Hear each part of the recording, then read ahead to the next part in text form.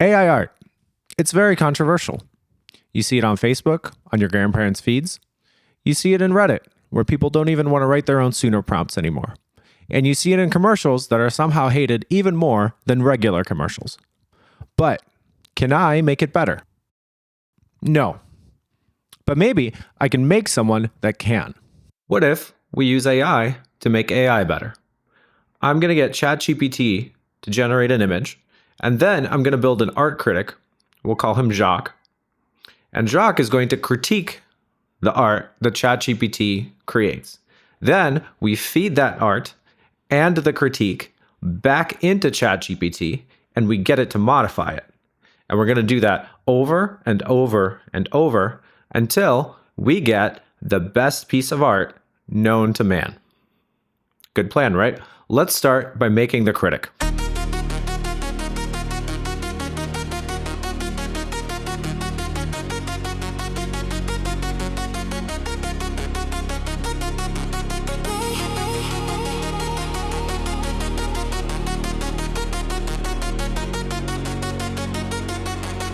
It stinks.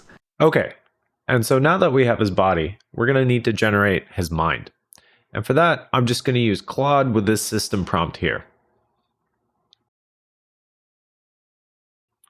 This prompt is going to generate some theatrical style responses, but hopefully it's entertaining and they're broad enough to guide ChatGPT in a fun direction that's going to give us lots of differences between different iterations of the thing we're building. I'm also going to need a seed image, and for that, I'm going to use this one. I just put in a generic prompt where I'm generating a scene of San Francisco, the hub of AI research and development, at least in the United States. And it's decent, but it's not a good image. There's too much going on. It's kind of cluttered. It's kind of cliche.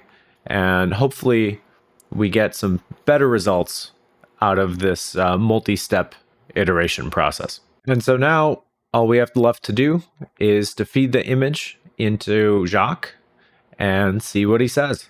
Strip away the redundant figures. You don't need every social issue represented.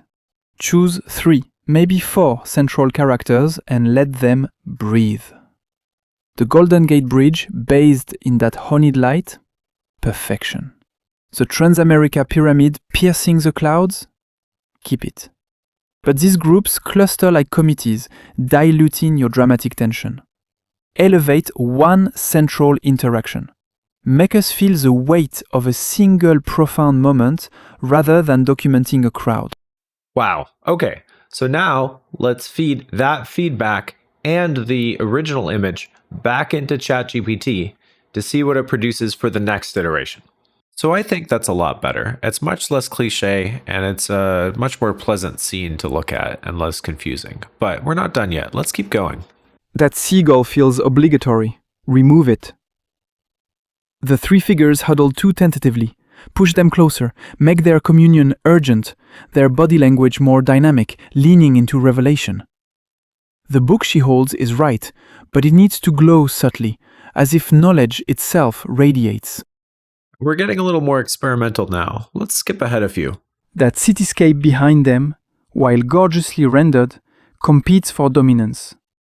Soften it into a dreamlike mirage, perhaps distorting the bridge into impossible geometry, as if the book's contents are warping the very fabric of their world. Okay, now I think you can see where this is going to go. We get more and more abstract until finally the critic says, "Strip away these phantom observers. Let the woman stand alone in her communion with the inferno." And now we are fully in the land of slop, making a quick stop to look at a really deformed book before ending up on this picture.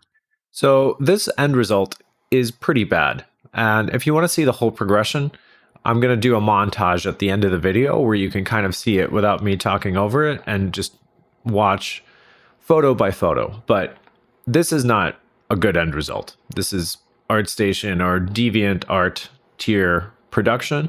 And in many ways, the things we got a few iterations into these cycles are significantly better than the final result. But what if the issue is our prompt? let's try to edit it so it doesn't use this flowery language. We're going to make Jacques clinical, precise, and unemotional. And what he's going to do is just provide very technical critique of the images he's getting. The foreground figures create excessive visual clutter that competes with the Golden Gate Bridge focal point. Remove 4 to 5 people from the lower third, particularly the left cluster. So here, Robot Jacques does a lot of the same stuff where he tries to get OpenAI to remove the excess clutter and kind of plays with the colors and things like that. But here, you can see the picture is staying much more stable, except a certain part on iteration 25 where we get this and Jacques pulls a Hank Scorpio. The cardboard signs create compositional imbalance and draw focus from the subjects. Remove or reduce sign prominence by 50%. Hey, where did that homeless guy go? In any case, it kind of goes like this for a while until we get to iteration 50, which looks like this. It's a lot better than the original one, but you can really see it's starting to fall apart here. I think the colors are okay, but all the people are warped, and they all kind of look like each other. They all have messy hair and a beard, and if you look at the two guys on the left, I'm pretty sure they're the exact same guy, so this is not really what we want. So that was better, but still not great. However, one funny thing is that for the purposes of this video, I'm using the new ChatGPT image 1.5 model. I'm going to show you what the images look like for this unemotional iteration when we used the old 1.0 model. Here are iterations 1, 10, 20, 30, and 40 using the old ChatGPT 1.0 model for image editing. And as you can see, this is a pure nightmare. Everything is wrong. All nuance is lost. The proportions are all wrong. This is a massive step backwards. And so in consistency across before and after edits, I think the new model is far superior. So what did we accomplish besides sucking up a whole bunch of water and draining all the credits out of my OpenAI API account?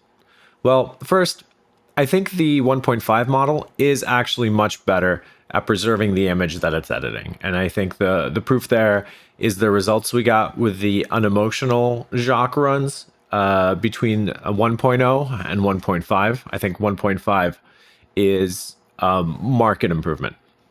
However, second, the art is still bad. And it's going to be bad for the foreseeable future.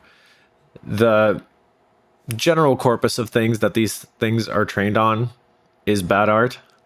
And so you kind of get what you put in. And besides, it's kind of averaging everything out anyway. And so I don't know. I don't know what to tell you. I don't believe that this is going to be generating great work anytime soon. And finally, I think whenever you have teams of these AI agents working together, I think the results can actually be unexpectedly bad. And so that's something to be really careful about. You would think they would make each other better by checking each other's work. And in some cases that is true. Maybe if you're doing LLM as a judge or other types of evals, this is a little nerdy, but in different situations, they can really feed off of each other and create feedback loops that give you really, really terrible results, especially if they're running for a long period of time, as you can see here. But that's pretty much everything. Enjoy the slideshow. I'll see you later.